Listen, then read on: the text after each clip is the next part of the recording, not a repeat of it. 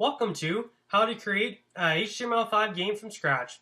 This course was created by me, Jacob Dykert, in collaboration with Pablo Farias Navarro and is brought to you by Zenva. If you have any questions or comments throughout this series, you can find us at www.zen-va.com or on our Facebook page at www.facebook.com/zenvadev. Thank you for watching. Hello and welcome everyone. My name is Jacob and I'm going to be teaching you how to make an HTML5 game from scratch. Okay, so let's get right into it, I guess. This is the game. This is what I'll be showing you guys how to make. This is our little character and you control him with the arrow keys. And you can shoot bullets with the space bar, and you can probably hear the bullet sound effects and the sound effect when a monster dies. You can also not run past trees, and you cannot go past rocks or bushes, and same with you can't go out of bounds. You can't leave the boundary of the canvas. So that's very much what this game is, and let's get started. So first of all, we are going to need to create a folder to put all of our files in for our game. So I just conveniently named mine game. I'm going to open that up. Inside of the game folder, we're going to need to start off with 3 files. Game.js. This is a JavaScript file. It's pretty much the brains of the game. It tells things how they work and what to do. Index.html. I'm assuming you guys know a little bit about HTML and CSS. So hopefully you guys can follow along pretty smoothly, but we need an index.html file, and we also need a style.css file. Now we need 2 more folders, one for audio and one for images. In the audio folder, by the way, guys, all of these files at the end of every chapter, they will be available for download as a zip. So you can get the latest files at the end of each chapter, and you can stay up to date. If you have any problems, you can check them out.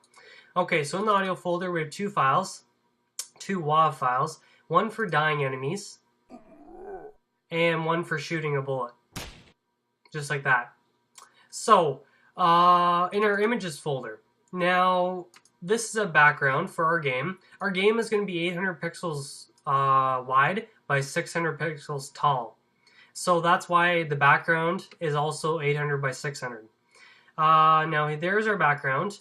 This is our hero, our little hero character, facing south, north, west, and east for this guy. That's how we're going to be naming things. North, east, south, and west, so it makes sense. Map tiles. This is available for you guys if you want to edit your background a bit. They're just little squares, tiles that you can put in your background to make it more to your liking. This monster, this is the monster alive image, and this is the dead position of the monster. So that's the monster image, and a sprite. Now, a sprite sheet, that's what this is. If you guys have never heard of a sprite sheet, it basically is one image file with multiple pictures inside of it. So we've got our monster pictures, our hero pictures, and our background picture. The point of putting a bunch of pictures in one file is so that when we're loading our game, it makes it go a lot faster than loading multiple resources. We just have to load one image resource, which increases the speed. So the faster it is, the better. Alright, now that is the PNG file. I use a program called Pixelmator, and I'll open that up over here. Now this is the actual sprite file.